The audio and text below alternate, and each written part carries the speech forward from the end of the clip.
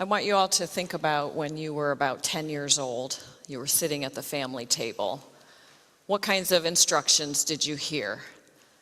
Get your elbows off the table. Anybody hear that one? Do not talk with your mouth full.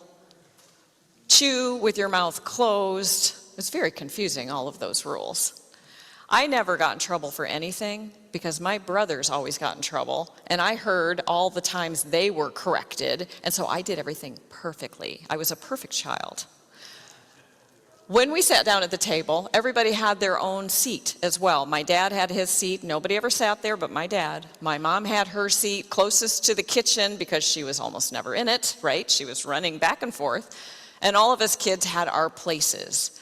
And nobody could sit in anybody else's seat. It was always all mapped out, unless we had company. If there was a guest there, they got to sit down, and then we all kind of filled in around them, and nobody ever was allowed to say, "You're in my seat," right? We made room for the guests, and they had the choice of where they were going to sit. Now, if there was ever any really big conversation about what proper etiquette was, if you had a question, you could write to a columnist. Her name is Judith Martin, and she went by Miss Manners for many years. And you could write to her with your questions, and then she would answer and tell you what the proper seating arrangement should be. One reader wrote in a letter and said, "Miss Manners, when we're dining out, does the husband or the wife get the view of the dining room?" It makes you think that of this couple, one of them has been looking at the wall every single time, and they're tired of it, right? They want to see what's happening in the dining room. Miss Manners wrote back, "Gentle reader, why? What are we looking at? I prefer to let the guests politely duke it out at the table." So in other words, if you want the seat with the view, you need to just get yourself in it and see what happens. Now that is the opposite of what Jesus is talking about in our reading today. He does not suggest that anybody duke it out. He has some specific instructions for us. Now we're in Luke's gospel, and Jesus has already broken the Sabbath multiple times, and the Pharisees are upset with him. He has been healing people. 3 different people have been healed on the Sabbath, and that's considered work, and so he's in trouble. The Pharisees are those who know the law and teach the law. They're not as well versed in the law of Moses as the scribes or the lawyers, but they can read. And in this population, being able to read gave you quite a responsibility. They would know what the scripture said. So they were watching Jesus pretty closely, waiting for him to break another rule so they could arrest him. And Jesus was watching them too. In fact, where is he today? He's at the home of the head Pharisee, eating at a table surrounded by other Pharisees. It makes me remember that saying, keep your friends close and keep your enemies closer, right? So he's at this table and he's watching the Pharisees as they come in and sit. Now the tables at this time were horseshoe shaped. The servers were in the center, making sure everybody was served, and around the outside of the horseshoe are all of the guests.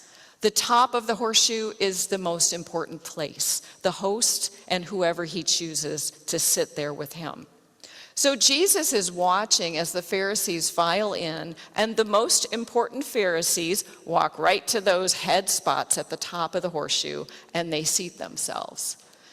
Now there's something in our story that's missing, and that is what I want to know the most, is where did Jesus sit? Do you think he waited till everybody was seated, and then you know where he sat, right? He was at the very bottom end of the horseshoe. Now imagine if you're in at a dining room, in a restaurant, that seat would be the one that has the waitress's station behind it and all the dirty dishes. Or it's the one where the kitchen door is swinging open and closed and you're sitting right beside it. Or it's the one by the restrooms. Ew. So this is considered the worst seat. I wonder if Jesus was there. We don't know. The storyteller doesn't tell us. But Jesus is observing all of these people posturing, and he says, I'm going to tell you a story, a parable. And what's funny is it's really not a parable. Jesus tells the words from Proverbs 25. to those Pharisees around that table. So let me share with you what those words are. Proverbs 25, verses 6 and 7. Do not put yourself forward in the king's presence or stand in the place of the great. For it is better to be told, come up here, than to be put lower in the presence of a noble. Jesus sets that in the setting of a wedding banquet and says, don't take the highest seat. Because wouldn't it be awkward if the host came to you and said, you're sitting in somebody else's seat, so you need to move. And then that person has to move out of the way. So Jesus is using Proverbs to teach something that the Pharisees already know. He is pointing out that this is what your Hebrew scripture says, and you're not living it. You're teaching it, but you're not doing it. This is insulting, and Miss Manners would just cringe because you don't get invited to somebody's home for dinner and then insult some of the other guests. The only person Jesus really hasn't picked on yet is the host, and he's not done yet. He's going to get to the host because he turns to him and he says, my version, hey, why do you invite all these people? They get a hot meal every day. They're well-fed, they're comfortable. What you need to do is go out and invite all of those who don't get to sit at a table like this. Invite the poor and the lame, all those who are marginalized, all those who are forgotten. They would so appreciate being able to come and sit anywhere on this table. So he has also now insulted everybody, the host and everyone who's been there, who's been seated at this table. He has insulted. And Miss Manners would not like it at all, but he's right, isn't he? Jesus is using the scripture to inform the Pharisees because when we have privilege, we often can't see it. I know I have a lot of privilege, and when people point it out to me, I'm always surprised. Oh, you mean that's privilege? I hadn't thought about that. But we all have privilege. And we often are blind to it. And we need somebody like Jesus to say something or do something to call attention to it so that we see it and we can change our ways. This is what happened in 1960 during the height of the civil rights movement. I have shared this story in the past and it's worth sharing again. In 1960, in Greensboro, North Carolina, at a Woolworth's, 5 and Dime, which is still there today, there was a white-only lunch counter, and 4 black students walked into that Woolworth's, sat down at the lunch counter, and tried to order meals. And they were refused. It was whites only, and they were black. They were told to leave, and they refused. They sat at the lunch counter in silent, polite protest, calling attention to privilege, and saying we also should have a seat at the table. Down the lunch counter from them, there is an older white woman, and she is eyeing them over a cup of coffee. She's looking at these 4 students, and they are a little bit terrified of her because they have not had great interactions with older white women. She finishes her coffee, she walks over behind the boys as they're sitting at the counter, and she puts her arms around them, and she leans in, and she said, boys, I am so proud of you. My only regret is that you did not do this 10 years ago. Jesus would have loved that lady. And the students were encouraged, and they stayed there all day until the lunch counter closed. And the next day they came back with 15 students, and they did it again. And the next day they came back with more students, and they did it again. They sat at that lunch counter every single day from open to close for 6 months until finally Woolworths changed their policy. I wonder what Miss Manners would say.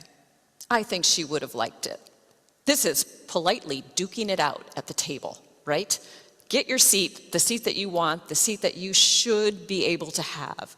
And it's unfortunate that we don't see our privilege in time to say, oh, maybe we need to make these changes before people have to protest. But that's not generally the way it works because we don't see our privilege at all.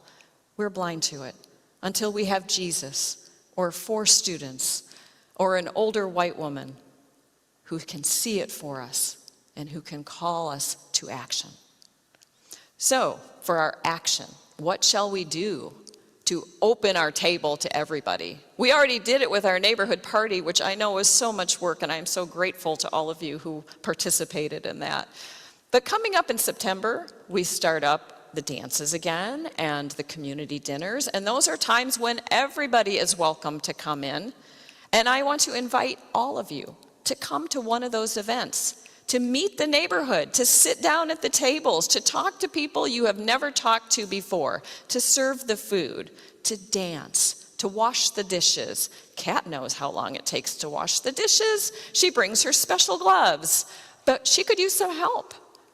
So come and meet the neighborhood. Meet everybody that you don't see here on a Sunday. And if you don't want to do that, Miss Manners has a couple of books. Now, I would highly recommend them, except I've never read them. But one is The Guide to Domestic Tranquility. I know some of us should probably buy that one just to see what her hints are for having a domestic life that is tranquil and peaceful. But there's another one that says, I think it's Her Guide to Rearing Perfect Children. Miss Manners has 2 perfect children. I have a lot of children, and none of them are perfect. And that is okay. They all know they always have a seat at the table. And that is what Jesus wants us all to remember today. We all have a seat at the table, and it's up to us to include those who don't know that they do. So let's do that.